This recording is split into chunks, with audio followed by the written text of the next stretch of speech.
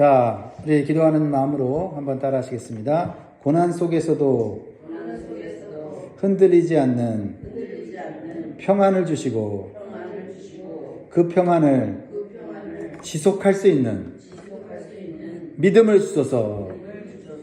아멘. 인생을 살다 보면 마음의 평안이 가장 중요한 가치이고 힘든 인생을 이겨내는 힘이라는 걸 깨닫게 돼요. 그래서 마음의 평안이 깨지면 잘 할 수 있는 것도 못하고, 그렇죠? 네, 마음의 평안이 깨지면 아무것도 할 의욕이 생기지 않는 것을 보게 돼요.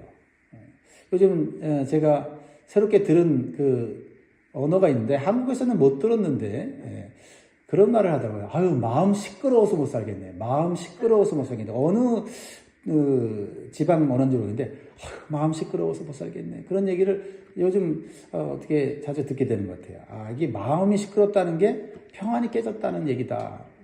거 아닙니까?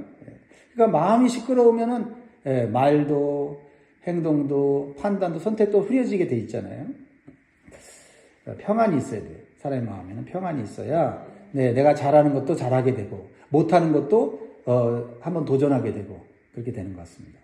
그런데 평안에는 두 가지 평안이 있어요. 고난 없는 평안과 고난이 있는 평안이 있습니다. 어떤 평안을 원하세요?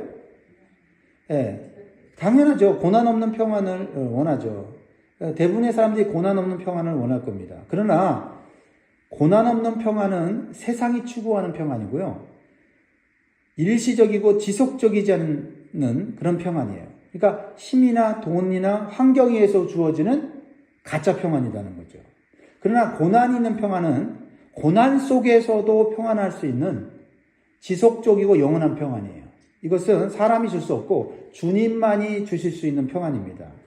그래서 요한복음 14장 27절에 평안을 너에게 끼치노니 곧 나의 평안을 너에게 주노라. 내가 너에게 주는 것은 세상이 주는 것과 같지 아니하니라. 너희는 마음에 근심하지도 말고 두려워하지도 말라. 아멘.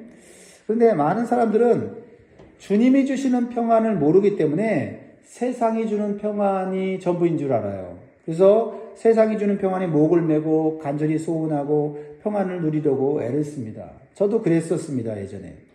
그러나 주님이 주시는 참된 평안이 있다는 사실을 안다면 그 평안을 소원하게 되고 사모하는 것만으로도 신앙과 삶의 변화가 일어난다는 거죠. 그러니까 여러분, 평안이 있는데 그냥 보통 사람들이, 대부분 사람들이 말하는 그런 평안 말고 지속적이고 영원한 평안이 있다는 사실을 알기만 해도 아직 그 평안이 우리에게 오지 않았어도 아, 그런 평안이 있구나 하면 그 평안이 나한테 있으면 좋겠다라고 소원만 해도 삶의 변화가 일어나기 시작한다는 거죠. 그러므로 주님이 주시는 평안이 있다는 사실을 먼저 믿으시기 바라요. 주님은 십자가의 죽음을 앞에 두고 제자들에게 마지막 고별 설교를 하십니다. 제자들은 예수님의 죽음이 아직은 그 의미를, 어떤 의미를 가지고 있는지 정확하게 모르고 있기 때문에 불안해하고 걱정하고 있어요. 그러니까 십자가의 의미를 우리가 잘 모르면 우리도 불안해하고 걱정하고 세상 사람들처럼 살아갈 수 있어요.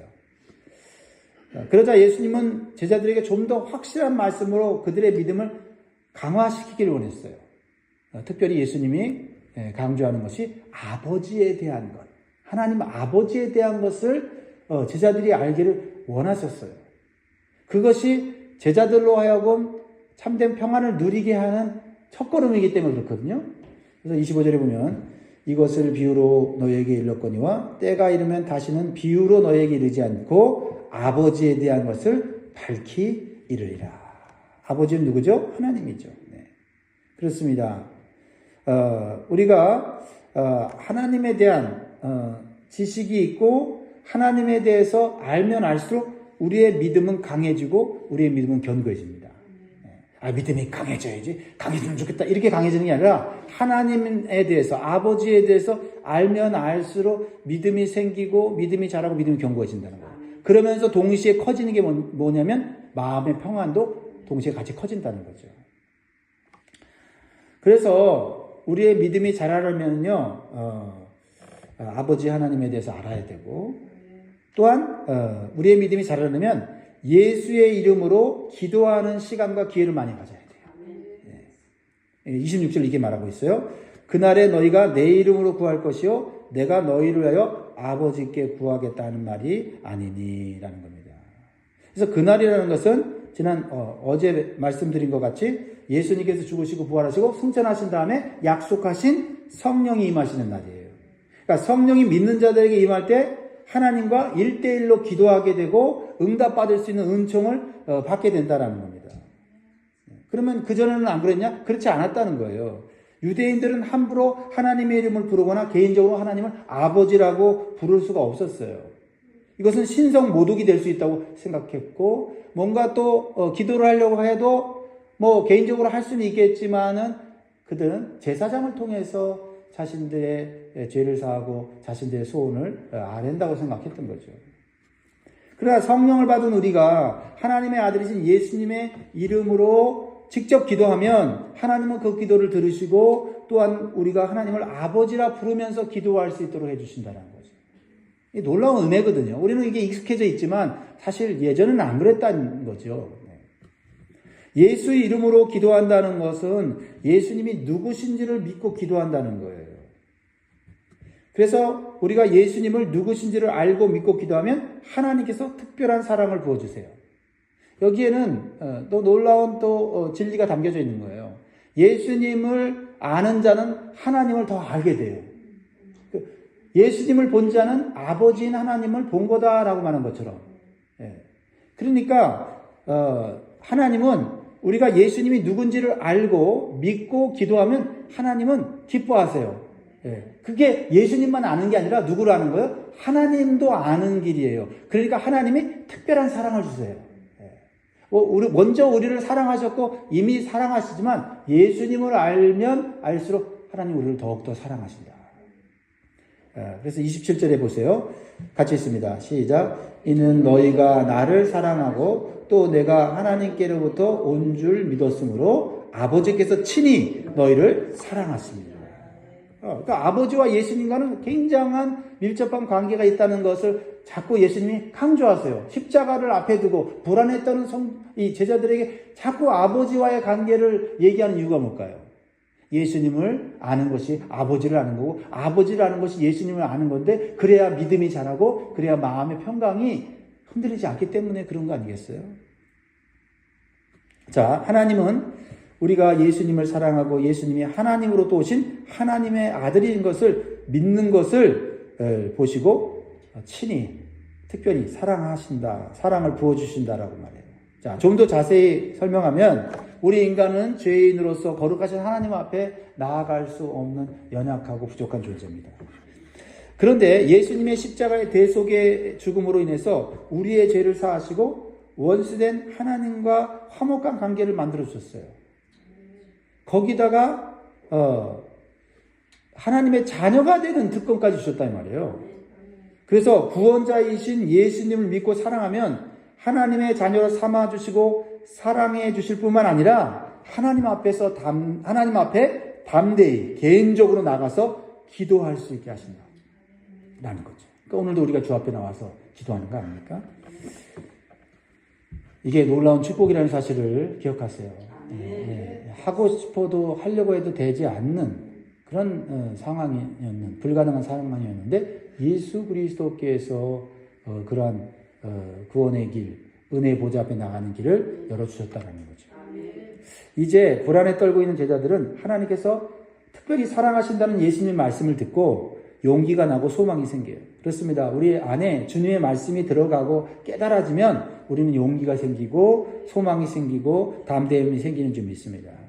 그래서 예수님은 자신의 출처와 삶의 목적과 사명을 마치신 후에 어디로 가시는지를 아주 간단하게 명료하게 말씀하세요. 28절 이거를 마음에 새기십시오. 28절 시작. 내가 아버지에게서 나와 세상에 왔고 다시 세상을 떠나 아버지께로 가노라 하시니. 여러분 이 예수님이 하신 말씀을 이해하시죠? 깨달으시죠? 네, 여러분 복받은 자들이에요. 예수님이 누구십니까? 하나님으로부터 오신 하나님의 아들인데 이 땅에 육신의 몸으로 인간의 몸으로 세상에 오셨어요. 그죠? 그리고 십자가의 사명을 완수하시고 다시 어디로 가세요? 네, 하나님이 계신 천국으로 돌아가신다는 거예요. 이거 예수님에 대한 이 분명한 지식을 알아야 돼요. 그러자 제자들이 이러한 예수님의 말씀을 듣고 마음에 큰 깨달음을 얻었어요. 그래서 믿음으로 반응을 합니다. 예수님이 하늘로부터 오셔서 이 세상에서 사명을 감당하다가 사명이 마치면 다시 하나님께 돌아가는구나.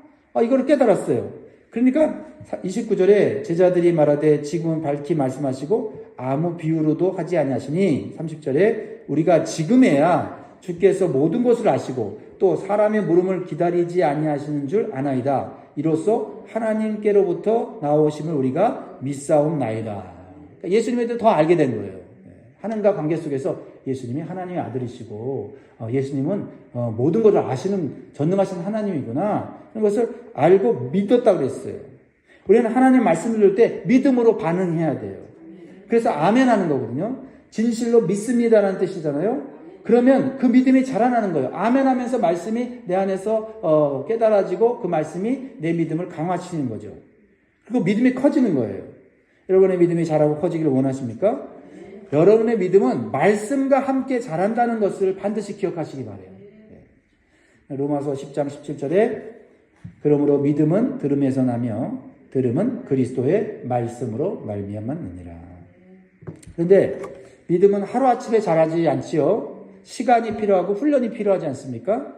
그래서 예수님께서는 제자들의 현재의 믿음 상태에 따라서 때로는 비유로 말씀하시고 때로는 기적을 보여주시기도 하고 때로는 풍랑과 같은 고난의 현장을 겪게 하심으로써 하나님이 누구신지 예수님이 누구신지를 가르쳐 주시고 믿음을 강화시키셨잖아요.